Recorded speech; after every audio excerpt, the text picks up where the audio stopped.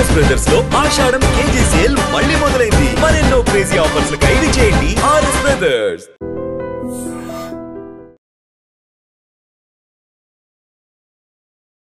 BJP అధ్యక్షుడిగా రామచంద్రరావు గారు రావడం అంతకు ముందు జరిగిన పరిణామాలు చూస్తే అది ఇంకా ఎక్స్టెన్షన్ లాగా ఎందుకు కనిపిస్తోంది సార్? ప్రాబ్లం ఎక్కడ వస్తుందంటే ఈ new comers versus old timers గొడవ నడుస్తుంది. ఇప్పుడు రాజా సింగ్ పార్టీ నుంచి బయటికి వెళ్ళిపోయిన తర్వాత వై హీ స్పీకింగ్, ఈయన అరవింద్ ఎందుకు ఆయన గురించి మాట్లాడుతున్నాడు అనే దాంతో పాటుగా ఈ రాజా సింగ్ ని పర్సనల్ తెలుసుకుంటే I know him very well. Raja Singh లేవనెత్తినటువంటి వ్యాలిడ్ పాయింట్స్ ని ఎందుకని కన్సిడర్ చేయలేదు బీజేపీ? ఆయన ఎలక్షన్ టికెట్ ఇవ్వకుండా చూసుకునే కొంతమంది ఉన్నారు సిటీలో. సో రాజా సింగ్ రిజైన్ చేస్తున్నప్పుడు కూడా అన్నమాట, నేను హిందుత్వం కోసం పోరాడాను, నాకు లైఫ్ థ్రెటనింగ్ కాల్స్ ఉన్నాయి, నాకే కాదు నా ఫ్యామిలీకి ఉన్నాయి, ఇవన్నీ చెప్పు రాజా సింగ్ ని పార్టీ నుంచి తీసేయడం. సరే ఆయన రెసిగ్నేషన్ సబ్మిట్ చేసి పక్కన పెట్టండి, అక్కడ పడి ఉంటుంది. అది ఇమ్మీడియట్ గా రెస్పాండ్ అయ్యారు. ఎందుకు అది ప్రెస్ మీట్ పెట్టి ఇక్కడ పార్టీ ఆఫీస్లో? నమస్తే, నేను Kavitha. Welcome to I dream news and నిజాలు. తెలంగాణ బీజేపీలో ఏం జరుగుతుంది? బీజేపీ ప్రెసిడెంట్గా రామచంద్రరావు ఎన్నిక అవుతున్నారు అని తెలియగానే రాజా సింగ్ పార్టీ నుంచి వెళ్ళిపోతున్నట్టుగా అనౌన్స్ చేశారు. ఆ తర్వాత వరుసగా ఇలాంటి ట్విస్టులే ఎందుకు కనిపిస్తున్నాయి? సరికొత్తగా ఇప్పుడు ఈటెల రాజేందర్ వర్సెస్ బండి సంజయ్ అన్నట్టుగా ఎందుకు జరుగుతోంది? ఆ పోరాటం ఎంతకాలం కొనసాగుతోంది? కేంద్రం ఏం చేస్తోంది? కేంద్ర నాయకత్వం ఎందుకు గమనించట్లేదు, మందలించట్లేదు? మనతో పాటుగా ఉన్నారు సీనియర్ జర్నలిస్ట్ సురేష్ కొచతిల్ గారు. సార్ నమస్తే. నమస్కారం సార్, మనం గతంలో బీజేపీ అధ్యక్షుడిగా రామచంద్రరావు గారు రావడం అంతకు ముందు జరిగిన పరిణామాలు చూస్తే అది ఇంకా ఎక్స్టెన్షన్ లాగా ఎందుకు కనిపిస్తోంది సార్? పీక్ స్టేజ్లో ఒక ఎక్స్ట్రీమ్గా మాట్లాడుకుంటున్నటువంటి ఇద్దరు సీనియర్ మోస్ట్ లీడర్స్, అది కూడా కరీంనగర్. ఇది ఆంధ్ర కన్నా ఆపోజిట్ ఎఫెక్ట్ అండి. ఇక్కడ ఆంధ్రాలో బీజేపీకి లీడర్స్ లేవు, బయట నుంచి తీసుకురావాల్సి వచ్చింది లీడర్స్ని. ఇక్కడేమో అది problem of leaders in excess అయిపోయారు. నేను ఎప్పుడు చెప్తూనే ఉంటాను, ఎందుకంటే తెలంగాణలో ఇప్పుడు కాదు, చిన్నప్పటి నుంచి నేను కాలేజీలో ఉన్నప్పటి నుంచి మాకు కిషన్ రెడ్డి కానివ్వండి, ఆ టైంలో లక్ష్మణ్ గారు కానివ్వండి, నరేంద్ర గారు ఉన్నాడు, వీళ్ళందరూ ఐకాన్స్ ఉండే టైంలో. మాకు 25-30 ఇంద్రసేన్ రెడ్డి గారు 30 years ఏవి కాలేజ్లో బాడీ బిల్డర్ ఉండే ఇంద్రసేన్ రెడ్డి గారు, అప్పుడు చూడడానికి వెళ్తుండే అప్పుడు. కానీ వాళ్ళందరూ లీడర్షిప్ లెవెల్కి వచ్చేసారు. మీరు చూడండి, కిషన్ రెడ్డికి నరేంద్ర గారు ఎప్పుడు లేరు అనుకోండి, లేకుంటే మీరు సీనియర్ లీడర్స్ని తీసుకోండి పార్టీలో, దత్తాత్రేయ గారిని, ఆయన గవర్నర్గా ఉన్న రెస్పెక్ట్ ఉంటుంది. వీళ్ళకి ఎవరికి గొడవ లేదు వీళ్ళకి, ఎందుకంటే వీళ్ళందరూ కల్చర్ నుంచి వచ్చారు. ఏది సంఘ్ కల్చర్ నుంచి. సంఘ్ కల్చర్ అంటే ఏంటి? ఈ పని చేయడం, ఇంటికి వెళ్ళిపోవడం, చుప్చాప్, ఎక్కువ గొడవ లేదు. ఎలక్షన్ టైంలో కూడా నేను కూడా పనిచేస్తాను సంఘ్ టీంతో, మా దగ్గర 2 శాఖలు ఉన్నాయి అల్వాల్లో. మేము జనజాగరణ చేస్తాం. We don't go tell people vote for this party అని ఎప్పుడు చెప్పాం. వాళ్ళు అర్థం చేసుకుంటారు. 3 విజిట్లు చేయాల్సి వస్తుంది, 3 విజిట్లు చేస్తే ఒక్కొక్కటికి. ఆ డిసిప్లిన్ ఒకటి ఉండే. ప్రాబ్లం ఏమైందంటే ఇప్పుడు బీజేపీలో, అండ్ అగైన్ ఒక డిస్క్లైమర్గా చెప్పేస్తున్నాను, రామచంద్రరావు గారు నా జూనియర్ కాలేజ్ నుంచి, అంటే క్లాస్మేట్ అనుకోండి, railway degree college. So anything I say for him against him you can discount it. Problem ఎక్కడ వస్తుందంటే ఈ new comers versus old timers గొడవ నడుస్తుంది. మీకు తెలుసు, ఓపెన్గా వచ్చేస్తుంది బయటికి కూడా. ఇప్పుడు ఈవెన్ రాజా సింగ్ కేసు తీసుకున్నప్పుడు కూడా it is a part of old timers. Old timers ఏమవుతుందంటే, రాజా సింగ్ కొత్తగా టీడీపీ నుంచి వచ్చిన తర్వాత ఇండిపెండెంట్గా కూడా రాజా సింగ్ గెలుస్తారు గోషామహల్ నుంచి. ఆయన రాజస్థానీ లోడ్ కమ్యూనిటీ అక్కడే ఉన్నారు, వాళ్ళు గెలిపిస్తారు ఎట్లయినా. దానికన్నా ముందు బీజేపీకి పట్టు బేగం బజార్లో ఉండి, బేగం పార్క్ కాన్స్టిట్యున్సీ మారిపోయింది. దాని తర్వాత then it became part of Goshamahal, కొంత అటువైపు వెళ్ళిపోయింది, నాంపల్లి వైపు. బీజేపీలో ఇప్పుడు ఉన్నాయంటే 5-6 సీనియర్ లీడర్లు ఉన్నారు బీజేపీలో. Senior leaders, what you do with senior leaders అంటే ప్రాబ్లం, వీళ్ళందరికీ పర్సనల్ ఫీఫ్డమ్స్ ఉన్నాయి. ఫీఫ్డమ్స్ అంటే చిన్న తెలుగులో ఎక్స్ప్లెయిన్ చేయాలంటే, ఒక రాజు, ఆ ఏరియాకి రాజు నేనే. ఓకే, ఆదిలాబాద్ నిజామాబాద్ వైపు ధర్మపురి అరవింద్ రాజు, వాళ్ళ ఫాదర్ టైం నుంచి ఆ పట్టుంది ఆ ఫ్యామిలీకి అక్కడ.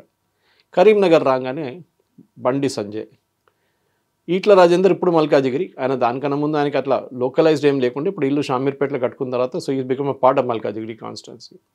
కిషన్ రెడ్డి ముందు అంబర్పేట్, తర్వాత ఇప్పుడు సికింద్రాబాద్, ముందు దత్తాత్రేయ గారి కాన్స్టిట్యున్సీ ఉండే, దానికన్నా ముందు కాంగ్రెస్ గెలుస్తుండే అక్కడి నుంచి కొంతసేపు. మన అంజయ్ గారు సతీమణి మానేమ అక్కడి నుంచి కలిసింది ఒకసారి. బీజేపీకి ఒక స్ట్రాంగ్ పాయింట్ సికింద్రాబాద్. అటువైపు మీరు చూస్తే కొత్త వచ్చిన కాన్స్టిట్యున్సీ బీజేపీ చేతికి వచ్చింది ఒకటి we are naturally seeing Mahabubnagar ఒక స్ట్రాంగ్ కాన్స్టిట్యున్సీ అయిపోయింది, గెలవలేదనుకోండి కానీ స్ట్రాంగ్ ఇక్కడ రఘునందన్ రావు గారు గెలిచారు మెదక్ నుంచి.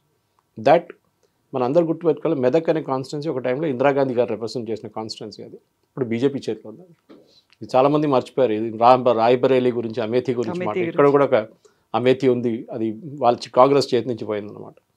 అదే టైంలో మీరు ఆదిలాబాద్ చూడండి, ఆదిలాబాద్లో లాస్ట్ టైం స్వయం బాపురావు గారు గెలిచారు, ఈసారి కొత్త క్యాండిడేట్ వచ్చిన తర్వాత గెలిచారు వాళ్ళు అప్పుడు కూడా. అంటే ఆ బీజేపీకి అక్కడ పట్టు ఉంది. And specially border districts of Maharashtra, Madhya Pradesh బీజేపీకి ఇప్పుడు పట్టు ఉంటుంది అక్కడ. ప్రాబ్లం ఎక్కడ వస్తుందంటే ఈ new comers versus old timers వచ్చినప్పుడు, ఈ ఓల్డ్ కమర్స్కి ఏమనుకుంటారు, మేము ఇన్ని సంవత్సరాల నుంచి పార్టీలో ఉన్నాము, మమ్మల్ని తిరిగి చూడట్లేదు, మమ్మల్ని పట్టించుకోవట్లేదు. కొత్త వాళ్ళు ఏమనుకుంటున్నారు, మేము ఈ పార్టీ కోసం ఇంత కష్టపడి రిస్క్ తీసుకొని బయట నుంచి వచ్చాము, మమ్మల్ని ఎవరు పట్టించుకోవట్లేదు. This is the usual thing. ఇప్పుడు మొన్న జరిగిన రామచంద్ర గారు ఢిల్లీకి వెళ్ళినప్పుడు పేపర్లో వచ్చింది, టైమ్స్ ఆఫ్ ఇండియాలో కూడా వచ్చింది, దట్ సీనియర్ లీడర్షిప్ పార్టీ ఏం చెప్పారంటే అందరినీ తోడు తీసుకుంటూ వెళ్ళండి and concentrate on the districts. మనం దీనికన్నా ముందున్న ఒక సెషన్ బీజేపీ గురించి మాట్లాడి అప్పుడు చెప్పాను నేను చాలా క్లియర్గా, మోదీ గారి స్కీమ్స్ గురించి మాట్లాడండి, డిస్ట్రిక్ట్కి వెళ్ళండి, బూత్ లెవెల్ ఇన్ఛార్జెస్ని తయారు చేయండి. They are doing it. Ramachandra గారు సీరియస్గా చేస్తున్నారు. కానీ మీరు అడిగిన ప్రశ్నకి ఈ ప్రాబ్లమ్స్ ఎక్కడి నుంచి వస్తుంది, బండి సంజయ్ కానీ కాన్ఫ్లిక్ట్ విత్ ఈట్ల రాజేందర్ అనేది, ఐ థింక్ ఒక మెచ్యూరిటీ ఉన్న పొలిటికల్ లీడర్స్ ఇది బయట పొలిటికల్ సర్కిల్ తీసుకురారు. మీ డిఫరెన్సెస్ ఉంటే అక్రాస్ ద టేబుల్ మాట్లాడుకోవాల్సింది అన్నమాట. ఇప్పుడు ధర్మపురి అరవింద్ ఏమో రాజాసింగ్ని సపోర్ట్ చేశారని చెప్పి ఒక స్టేట్మెంట్ వస్తుంది. Dharmapuri Arvind I know him very well, చాలా క్లోజ్ ఫ్రెండ్ అను. ఆయనకి ఒక business man, at the same time పాలిటిక్స్లో ఆయనకి చాలా క్లియర్ వ్యూస్ ఉందన్నమాట. మీడియాని అడ్రస్ చేస్తున్నప్పుడు కూడా చూడండి, ఆ లాంగ్వేజ్ ఒకటి ఉంటుంది ఆయనది. కేసీఆర్ ఉన్నప్పటి నుంచే కేసీఆర్ని బూతులు తిడుతుండే, కేటీఆర్ని, కవితని అందరినీ యూస్ టు టేక్ ఓవర్. కానీ అట్ ద సేమ్ టైం రాజాసింగ్ని ఎందుకు సపోర్ట్ చేస్తున్నాను కొంతమంది అందరూ అడిగారు, ఇవాళ మీరు అడగలేదు కొంతమంది అడిగారు. So obvious answer is because Raja Singh లాంటి పార్టీలో ఉండడం బీజేపీకి ఎప్పుడు మంచిదే. ఎందుకంటే ఒక విజల్ కొట్టంగానే 1,00,000 మంది వచ్చేస్తారు రాజాసింగ్. ఏ బీజేపీ లీడర్లో ఆ కేపబిలిటీ లేదు. Let us be very clear, తెలంగాణలో ఆ కేపబిలిటీ కొంతమందికే ఉంటుంది. బాలాసాహెబ్ ఠాకరే ముంబైలో ఉన్నప్పుడు ఆ లెవెల్ కాదు రాజాసింగ్ అని చెప్తున్నా as an example. Balasaheb Thackeray ఇట్లా కొట్టంగానే 2,00,000 మంది శివాజీ పార్క్ వచ్చేస్తారు. ఆ కేపబిలిటీ ఉండాలి న్యాచురల్ లీడర్షిప్లో. ఇప్పుడు జరుగుతున్న ఈ గొడవలు ఐ థింక్ వీళ్ళిద్దరూ ఒక హోటల్లో కూర్చొని ఒక రోజు అక్రాస్ ద టేబుల్ మాట్లాడుకుంటే ఇది సార్ట్ అవుట్ అయిపోతుంది. కాన్ఫ్లిక్ట్ ఎక్కడ నాకు అర్థం కావట్లేదు, ఎందుకంటే వీళ్ళ జాగ్రఫీ కూడా టచ్ కావట్లేదు. కరీంనగర్ ఎక్కడ ఉంది, మేడ్చల్, మల్కాజిగిరి ఏమో బోడుపల్లి నుంచి కుక్కట్పల్లి దాకా ఉంది కాన్స్టిట్యున్సీ. అంత పెద్ద కాన్స్టిట్యున్సీ, 38 లక్షల voters, biggest in the country. Conflict maybe అనుకుంటాను బహుశా ఈ ప్రెసిడెంట్షిప్ ఎలక్షన్స్ టైంలో నాకు కోఆపరేట్ చేయలేదు, చాలా తక్కువ ఓట్లు వచ్చేలా చేసింది అనేది సంజయ్ చెప్తున్నమాట. ఈయన అనే మాట ఏంటంటే, నాకు నా కాన్స్టిట్యుయెన్సీలో ఎన్ని ఓట్లు అయితే వచ్చాయో అన్ని ఓట్లు నేను నీకు ఎంపీగా ఇప్పించాను అనే మాట ఈయన అంటున్నారు. ఇది ప్రాబ్లం ఎక్కడ వస్తుందంటే, నేను ఓట్లు మీకు ఇప్పించాను, మీరు ఓట్లు మాకు ఇప్పియలేదని చెప్పేసి. బండి సంజయ్ కార్పొరేటర్గా ఉన్నప్పటి నుంచి కరీంనగర్లో ఆ ఏరియాలో మున్సిపాలిటీలు చాలా పనిచేశారు. ఆ టైంలో బహుశా సింపతితో ఫస్ట్ టైం గెలిచారంటున్నారు, ఉండొచ్చు. ఎంపీగా కూడా గెలిచారు. కరీంనగర్లో మీకు చాలా మటుకు ముస్లిమ్స్ ఉండే ప్లేస్ అది. అక్కడి నుంచి బీజేపీ గెలవడం అనేది it's a big thing. Possibly Bandi Sanjay relationship, ఆ ఏరియాలో ఉన్న రిలేషన్తో గెలిచి ఉంటారు ఆయన. నాకు ఇప్పుడు కూడా గుర్తుంది, లాస్ట్ టైం కన్నా దీనికన్నా ముందున్న అసెంబ్లీ ఎలక్షన్లో నామినేషన్ ఫైల్ చేయడం నేను కూడా వెళ్ళాను బండి సంజయ్ గారితో కరీంనగర్లో. వెరీ సింపుల్ మ్యాన్, వాళ్ళ ఇంట్లో లంచ్ చేసాము, చాలా సింపుల్ మనిషి ఉండే. సో ద ప్రాబ్లం ఎక్కడ వస్తుందంటే, ఒకసారి మీరు యూనియన్ మినిస్టర్ అయినప్పుడు బహుశా ఈట్ల రాజేందర్ ఏమనుకున్నారంటే నన్ను కూడా యూనియన్ మినిస్టర్ చేస్తారో, చేయలేదు. పోనీ అండి నన్ను స్టేట్ పార్టీ ప్రెసిడెంట్ చేస్తారో, అది కూడా చేయలేదు. నేను మొత్తం పొలిటికల్ రిస్క్ తీసుకొని బీఆర్ఎస్ నుంచి బీజేపీకి వచ్చాను. నా పొలిటికల్ కెరియర్ అంతా పక్కన పెట్టి, నంబర్ 2 ఉండే క్యాబినెట్లో నేను ఆఫ్టర్ కేసీఆర్, అది పక్కన పెట్టి ఇక్కడికి వచ్చాను. Of course he had his own reasons. ఆ బీఆర్ఎస్లో ఉంటే ఆయనకి ఏం దొరకదు, ఎందుకంటే ఫైనలీ ఫ్యామిలీ నడుస్తుంది, అంత ఫ్యామిలీ ప్రైవేట్ లిమిటెడ్ కంపెనీ అది. సో బీజేపీ, మీరు అడిగిన ప్రశ్నకి బీజేపీలో ఏంటి గొడవ అంటే, అసలు నేను చెప్తాను గొడవ లేదు యాక్చువల్లీ. అక్రాస్ ద టేబుల్ కూర్చొని సార్ట్అవుట్ చేసుకోవచ్చు. సీనియర్ లీడర్షిప్ కూడా చెప్పారంటున్నారు రామచంద్రరావు గారికి, సార్ట్అవుట్ చేయండి అని చెప్పేసి. ఎందుకంటే పబ్లిక్లో ఎప్పుడు ఇది ఇమేజ్ రాకూడదు, కొట్లాడుతున్న పార్టీ అని చెప్పి రాకూడదు. ఈ కల్చర్ వచ్చింది కాంగ్రెస్ నుంచి. మీరు కాంగ్రెస్ కేరళ యూనిట్ నుంచి చూడండి, కర్ణాటక దగ్గర, ఆ తెలంగాణలో ఇప్పుడు అంత ఫ్యాక్షనిజం లేదు, ఇక్కడ కూడా ఉంది.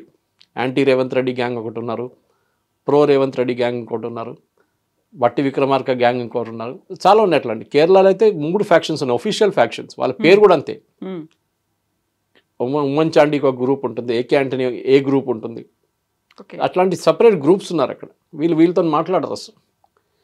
ఆ కల్చర్ బీజేపీకి రాకూడదు, ఎందుకంటే ఇది కార్యకర్తల పార్టీ. ఇది వాళ్ళు ఏం చూసుకోవాలంటే బేసిక్లీ మీకు డిఫరెన్స్ ఒపీనియన్ ఉంటే అక్రాస్ ద టేబుల్ కూర్చొని మాట్లాడుకోండి. మీరు అడిగిన ప్రశ్నకి సంఘ్ వాళ్ళు ఇంటర్ఫియర్ చేస్తారో వాళ్ళు చేయరు, ఎందుకంటే వీళ్ళిద్దరిలో సంఘ్ కొంచెం కనెక్షన్ ఉన్నది ఓన్లీ బండి సంజయ్, కానీ Sangh will not get interference. ఇట్లాంటి దాంట్లో వారు రారు. కానీ సీనియర్ లీడర్షిప్ లెవెల్లో కార్యకర్తల్లో ఒక నెగటివ్ ఇమేజ్ వచ్చేస్తుంది, ఏంట్రా మా లీడర్లు కొట్టుకుంటున్నారు అని చెప్పేసి. అది రాకూడదు. And I think both are very mature politicians.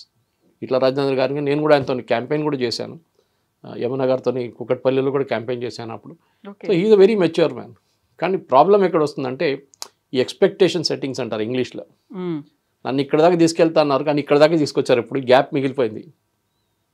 ఈ గ్యాప్ తీసుకెళ్ళి నీ మంచి ఈయన చేశాడని చెప్పి, ఈయన యూనియన్ మినిస్టర్గా ఉందని చెప్పి ఇన్ఫ్లుయెన్స్ చేశాడని అట్లేం లేదండి. I think it's a matter of perception. వీళ్ళిద్దరు కూర్చొని మాట్లాడుకుంటే బీజేపీకి మంచిది. ఎందుకంటే 8 సీట్లు వచ్చిన లోక్సభలో, 8 సీట్లు అసెంబ్లీలో వచ్చిన తర్వాత కూడా బీజేపీకి చూడండి గ్రోత్ కావాలంటే బీఆర్ఎస్ని పక్కన పెట్టాల్సి వస్తుంది, బీఆర్ఎస్ని అన్సీట్ చేయాల్సి వస్తుంది. కానీ బీఆర్ఎస్ అగ్రెసివ్నెస్ తగ్గట్లేదు. కేటీఆర్ గారు కానీ, కేసీఆర్ గారు కానీ, కవితా పాలిటిక్స్ అలాగే ఉంటుంది. అది వాళ్ళు ఇప్పుడు కూడా మార్కెట్లో ఉన్నారు, still in the market, election market. BJP grow కావాలంటే వాళ్ళని ముందుకు ఎందుకు దింపాలి? First target should not be Revanth Reddy, first target should be BRS. So వీళ్ళిద్దరు కూర్చొని మాట్లాడుకుంటే బీఆర్ఎస్ని ఫినిష్ చేసుకోవచ్చు, ఎందుకంటే ఇద్దరికి పెద్ద పట్టు ఉంది. అండ్ ఎస్పెషల్లీ ఈటల రాజేందర్ గారికి ఈ నోస్ బీఆర్ఎస్ ఎట్లా ఫంక్షన్ చేస్తారు. అక్కడి నుంచి చాలామంది నేతలు ఆయనతో వచ్చారు బీజేపీకి కూడా. కానీ ఈగో ప్రాబ్లమ్స్ పక్కన పెట్టడం, ఐ థింక్ నేను చెప్పక్కర్లేదు, they very very senior leaders, I mean nobody in front of them. వాళ్ళిద్దరు మాట్లాడుకుంటే అయిపోతుంది అనుకుంటాను. ఇప్పుడు రాజా సింగ్ పార్టీ నుంచి బయటికి వెళ్ళిపోయిన తర్వాత వై హీ స్పీకింగ్, ఈయన అరవింద్ ఎందుకు ఆయన గురించి మాట్లాడుతున్నాడు అనే దాంతో పాటుగా రాజా సింగ్ కూడా చాలా కాన్ఫిడెంట్గా ఉన్నట్టున్నాడు. గోషా మహల్కి బై ఎలక్షన్ రాదు, ఎలాగైనా నన్ను మళ్ళీ బీజేపీ పిలుస్తుంది అనేటువంటి ఒక నమ్మకం నాకు ఉంది అనేది. సో ఇక్కడేమో అలిగిపోయారు బయటికి రాష్ట్ర నాయకత్వం మీద. కేంద్ర నాయకత్వం కూడా ఓకే అని చెప్పింది, ఆయన చేసిన రాజీనామాని యాక్సెప్ట్ చేసింది. But how is it possible నన్ను మళ్ళీ బీజేపీ పిలుస్తుంది అనే నమ్మకంతో రాజా సింగ్ ఎలా చెప్తున్నారు? ఈ రాజా సింగ్ని పర్సనల్ తెలుసుకుంటే I know him very well. Raja Singh ఒక ఇంపల్సివ్ పర్సన్. ఓకే, జాకే మార్కే ఆరే అంటారు అంతే. ఈ డజంట్ మీన్ ఇట్ అని కొట్టమని చెప్పలేదు, కానీ ఆ చెప్పే లాంగ్వేజ్ అట్లా ఉంటుంది. మీకు ఒక ప్రాబ్లం, మీరు ఆ కాన్స్టిట్యున్సీలో ఉన్న ఒక ప్రాబ్లం తీసుకుని రాజా సింగ్ జరిగితే he will arrive at a solution immediately. Okay, పోరాలు పంపించారే జాకే దెక్కా అంటారు. ఇది typical way of working Raja సింగ్ది. Raja Singh on the field మనిషి. కొంతమంది అట్లా కాదు, కొంతమంది సీనియర్ లెవెల్లో కూర్చొని మాట్లాడతారు, సీనియర్ బాటమ్ లెవెల్ దాకా రారు వాళ్ళు. అరవింద్ గారు అండ్ రాజా సింగ్ ఇద్దరు ఒక హిందుత్వ ఎలిమెంట్లో కలుస్తారు ఎక్కడో. అండ్ బిఫోర్ దిస్ ఆల్సో మీకు గుర్తుంటుంది, ప్రెస్ కాన్ఫరెన్స్లో కూడా ఒకసారి అరవింద్ గారు సపోర్ట్ చేసింది రాజా సింగ్నే. అంటే ఫస్ట్ టైం ఇది, మన ఫస్ట్ టైం ఈ డిఫరెన్స్ ఒపీనియన్ వచ్చిన తర్వాత బయటకు వచ్చింది. రాజా సింగ్ గారు మొన్న టైమ్స్ ఆఫ్ ఇండియాలో ఇక్కడ ఒక న్యూస్ చూశాను నేను సీనియర్ బీజేపీ లీడర్స్ని ఢిల్లీకి వెళ్ళి కలుస్తాను అని చెప్పి స్టేట్మెంట్ ఇచ్చారు. అంటే resignation is not final. Party నుంచి ఇప్పుడు దీనికన్నా ముందు కూడా ఒకసారి సస్పెండ్ అయ్యారు. ఆయన బయట నుంచి వచ్చిన మనిషి, ఈ can easily get back to the party అని ఆయనకు కాన్ఫిడెన్స్ ఉంది. బీజేపీకి కూడా తెలుసు గోషా మహల్ నుంచి ఇంకే క్యాండిడేట్ పెడితే కూడా వాళ్ళు గెలవరు. అది రాజా సింగ్ ఏరియా, అది రాజస్థానీ లోడ్ కమ్యూనిటీ. ఆ కమ్యూనిటీ నుంచి ఇంకో మనిషిని పెడితే ఇంకో మాట, కానీ యాజ్ లాంగ్ రాజా సింగ్ ఉన్నప్పుడు అక్కడి నుంచి గెలవాలి. So BJP should use it as an advantage. Okay, శోభయాత్రలు చేయడం ఒకటే కాదు రాజా సింగ్ స్ట్రెంగ్త్. ఆయన ఒకసారి భైసాకి వెళ్తే నేను వెళ్ళాను, గుర్తుంటుంది మీకు, అప్పుడు పెద్ద రైట్స్ జరిగింది అక్కడ, ఆ కమ్యూనల్ రైట్స్ లాంటి అక్కడ జరిగినప్పుడు నేను కూడా అక్కడ వెళ్ళాను. రాజా సింగ్ పట్టు అక్కడ చూశాను నేను. ఆయన ఇస్తున్న స్పీచెస్ కానీ, ఆయన ఒక్కొక్కసారి వెళ్ళి ఫ్యామిలీ మెంబర్స్ని కలవడం కానీ లోకల్ లీడర్స్ చేయలేకపోయారు. అది అంత ఇంపాక్ట్ ఆ టైంలో.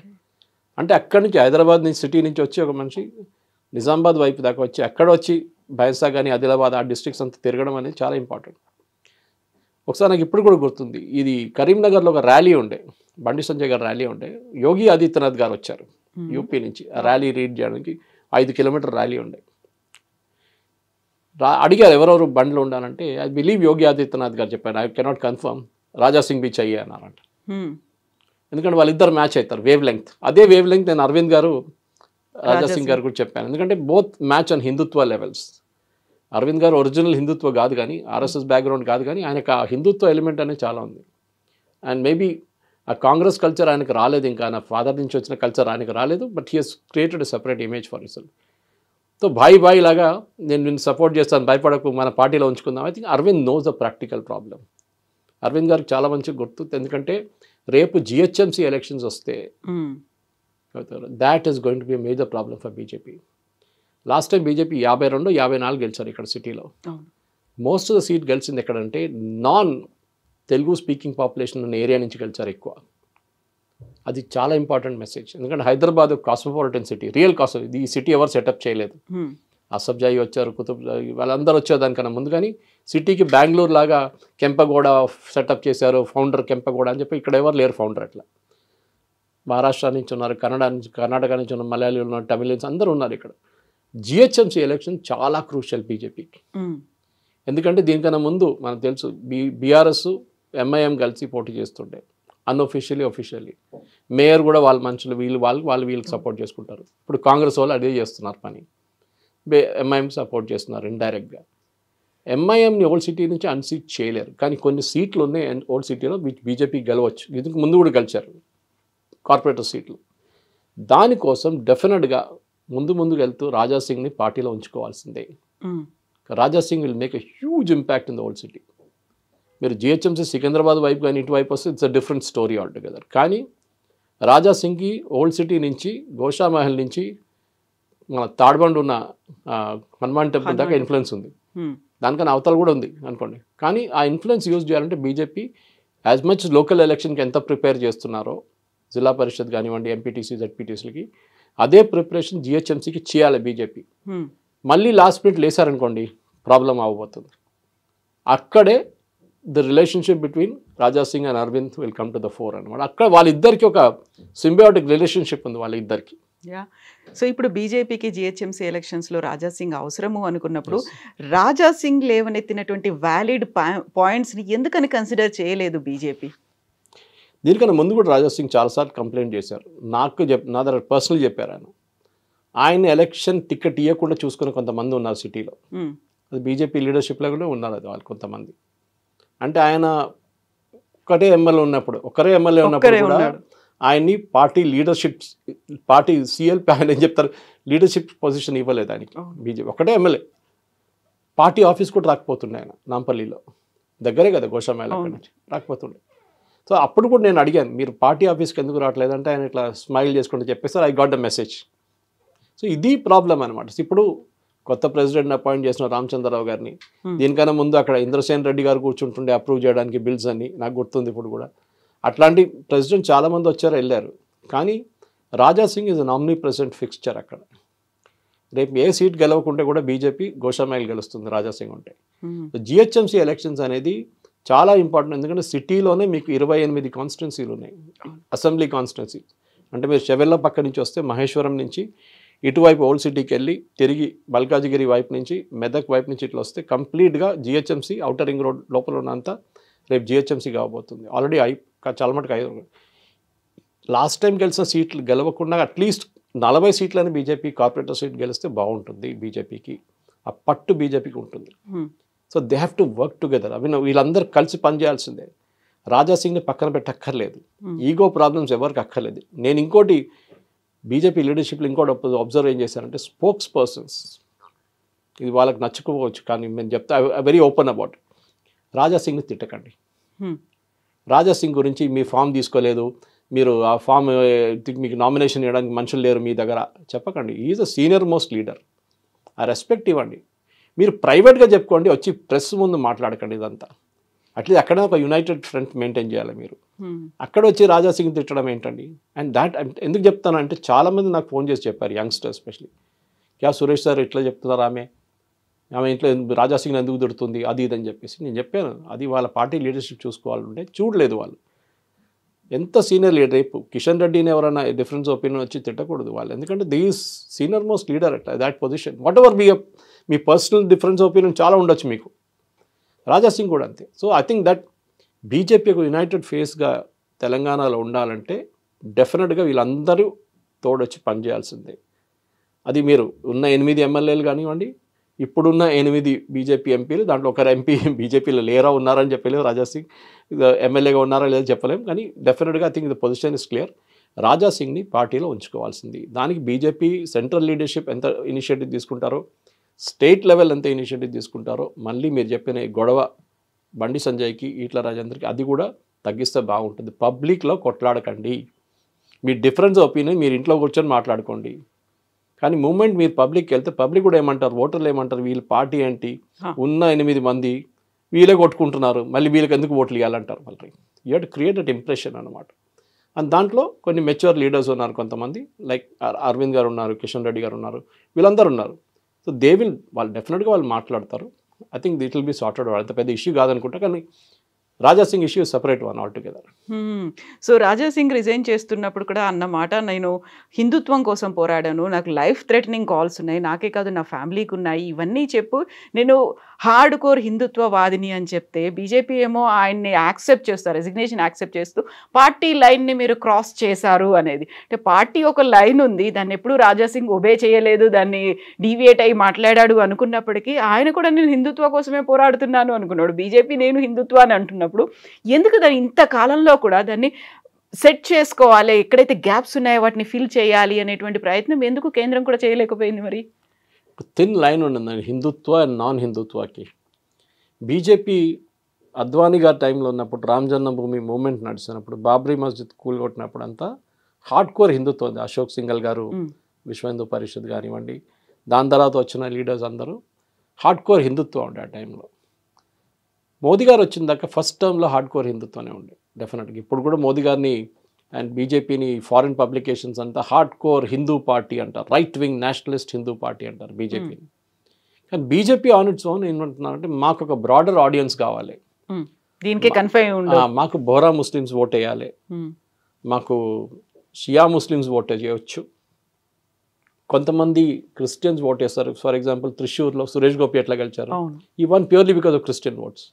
సో అట్లాంటి పరిస్థితుల్లో మేము మా ఫిలాసఫీని కొంచెం డైల్యూట్ చేస్తాము. మేము రాజాసింగ్ లాంటి ఉంచుకుంటే మాకు ప్రాబ్లం వస్తుంది, ఎందుకంటే ఆయన చాలా కట్టర్గా మాట్లాడుతూ, వినయ్ కటియార్ అని చెప్పి మనకందరూ senior most leaders they are that time Hindutva moment.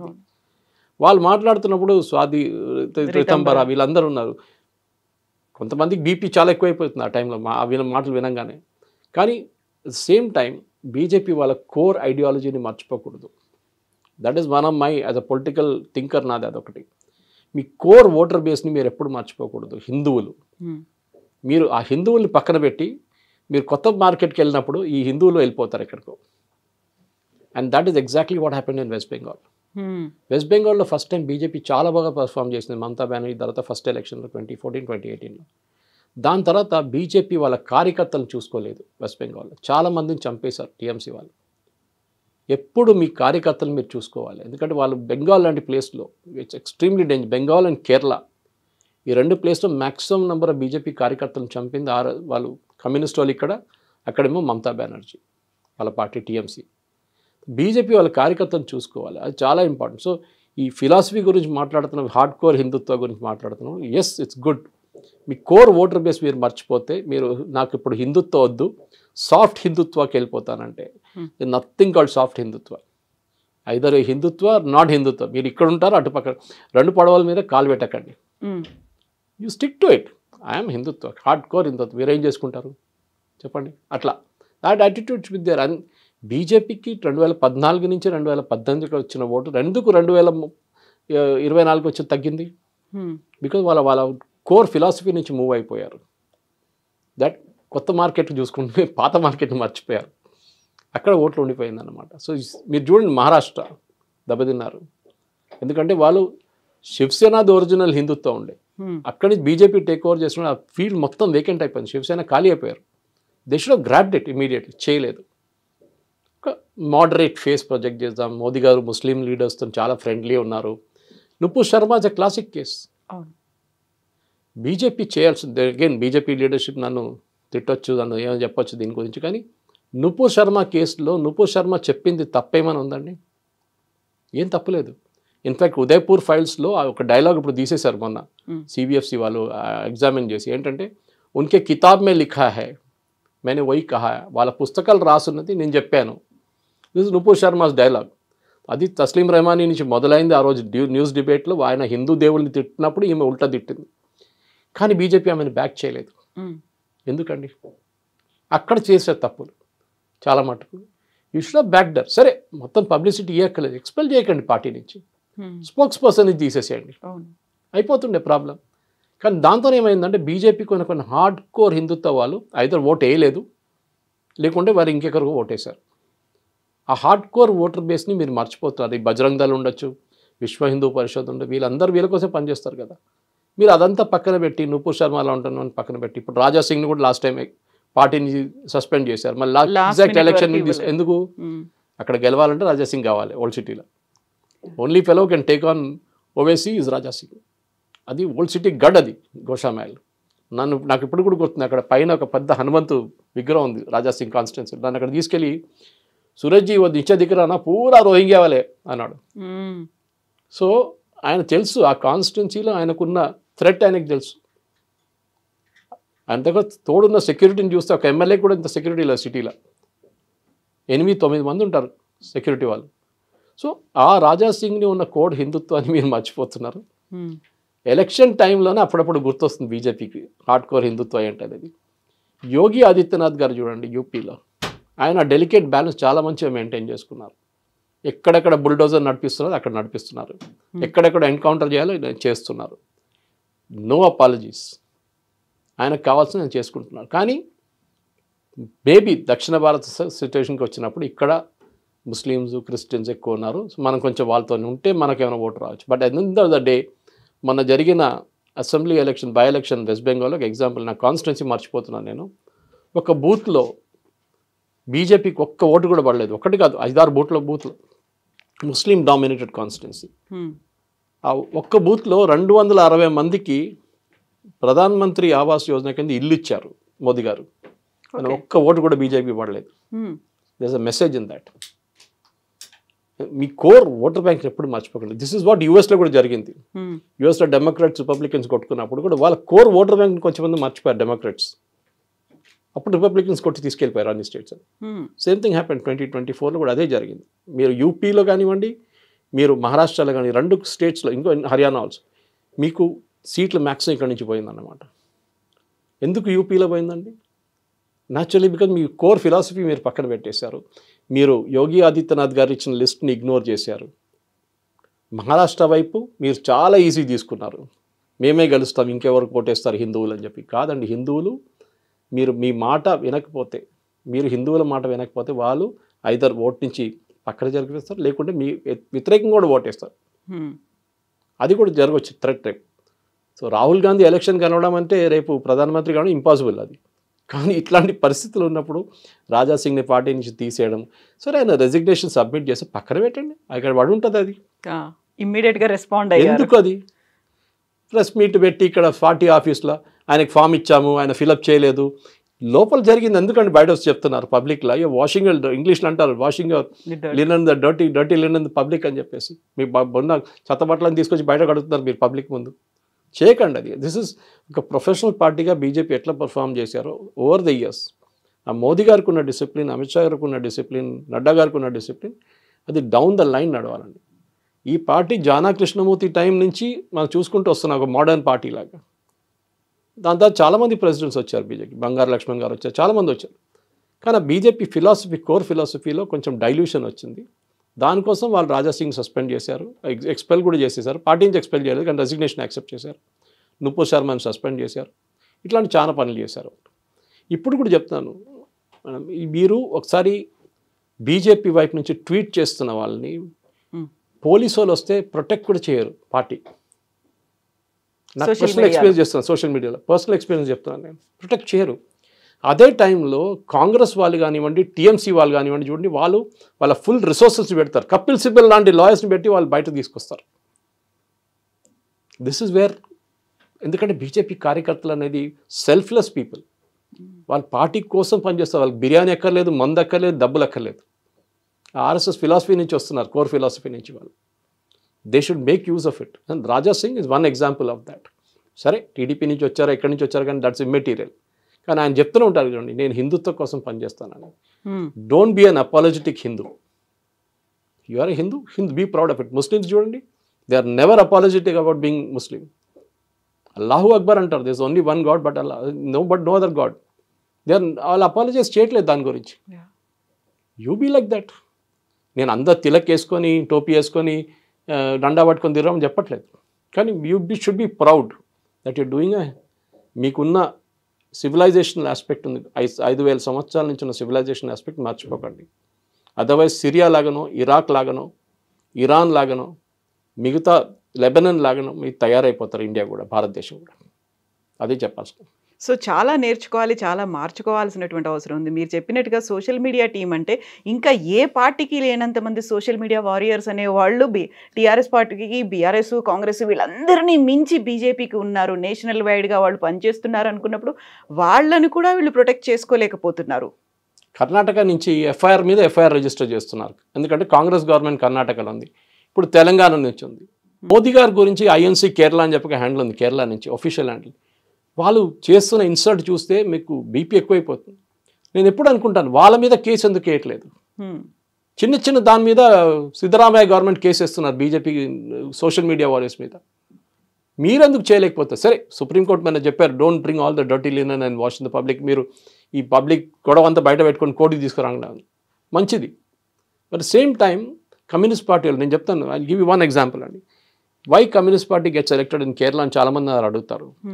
మీ ఇంట్లో ఒక కరెంటు డబ్బులు కట్టడానికి మర్చిపోయారు అనుకోండి, వాడు వచ్చి ఫ్యూజ్ తీసుకేస్తాడు. కేరళ నేను చూశాను, పర్సనల్ చూశాను. ఇది ఒక ఇంట్లో జరుగుతున్న ఇన్సిడెంట్ చూశాను నేను. మా ఫ్రెండ్ కాదు, వాళ్ళు జస్ట్ అవర్ స్టాండింగ్ దేర్. వాళ్ళు వెళ్ళి కమ్యూనిస్ట్ పార్టీ ఆఫీస్కి వెళ్ళి కంప్లైంట్ చేశారు, మా ఫ్యూజ్ తీసుకెళ్ళిపోయారు వీళ్ళు, మా ఇంట్లో కరెంట్ లేదని చెప్పేసి. నాట్ ఈవెన్ టు గవర్నమెంట్ కానీ పోలీసులకు కానీ కాదు. వాడు అప్పుడు ఫోన్ ఎత్తి, సెక్రటరీ ఫోన్ ఎత్తి, ఎలక్ట్రిసిటీ ఆఫీస్ 10 నిమిషాల కనెక్షన్ ఇచ్చామని చెప్పారు. వాళ్ళు వచ్చి పెట్టేశారు. చెప్పండి, నెక్స్ట్ ఎలక్షన్లో ఎవరు ఓటేస్తారు? మీరు మీకు అట్లాంటి ఎంతమంది చేస్తారు? చూడు, ఓల్డ్ సిటీలో ఎవరైనా ఎంఐఎం కార్యకర్తని అరెస్ట్ చేస్తే పోలీస్ స్టేషన్లో వెళ్ళి గుంజుకొస్తారు బయటికి. నేను బీజేపీ వాళ్ళు చేయాలని చెప్పట్లేదు, కానీ వాళ్ళకి ఒక అష్యూరెన్స్ ఉంది, మమ్మల్ని తీసుకెళ్తే కూడా మమ్మల్ని ఇడిపించుకుంటారు వీళ్ళొచ్చి. బీజేపీ వాళ్ళు చేస్తే వాళ్ళ కార్యకర్తలు సచ్చి పని చేస్తారు, ఆల్రెడీ చేస్తున్నారు. బూత్ లెవెల్లో they are the most effective party. The war of BJP machine, electoral machine is the most powerful one. కానీ కొన్ని గ్యాప్స్ ఉన్నాయి అక్కడిక్కడ. ఆ గ్యాప్స్ని ఫిలప్ చేయడంలో బీజేపీ వాళ్ళ కార్యకర్తను వాడుకోవాలి, వాళ్ళ లీడర్స్ని కూడా వాడుకోవాలి. ఇది ఒక్కటే పార్టీ, ప్రైవేట్ లిమిటెడ్ కానీ పార్టీ అదొకటే మిగిలింది. కమ్యూనిస్ట్ పార్టీ ఉన్నారు, బీజేపీ ఉన్నారు. ఇది రెండే కార్డర్ బేస్ పార్టీస్. కమ్యూనిస్ట్ వాళ్ళు అయితే మ్యూజియంలో పెట్టేసేయాలి, వాళ్ళు అయిపోయింది వాళ్ళది. బీజేపీ మిగిలిన వాళ్ళ కార్యకర్తలను చూసుకోవాలి, లీడర్లను కూడా చూసుకోవాలి. సో ఇప్పుడు ఉన్నటువంటి టైం కూడా చాలా తక్కువ ఉంది. రాజ్ సింగ్ చెప్పినట్టుగా ఇప్పుడు డబుల్ ఇంజన్ సర్కార్ కేంద్రంలో ఉంది, రాష్ట్రంలో కూడా రావాలి అనుకుంటే ఇక్కడ దాన్ని రావాలి అనేటువంటి భావన, అభిప్రాయం ఇక్కడ ఉన్నటువంటి లీడర్లకే లేదేమో అనిపిస్తోంది అనే మాట. నేను ముందు కూడా చెప్తాను, రామచంద్ర గారికి మళ్ళీ చెప్తున్నాను, అగైన్ యాజ్ ఎ క్లాస్మేట్, మీరు జిహెచ్ఎంసీ క్యాండిడేట్స్ని ఇప్పుడే అనౌన్స్ చేయండి.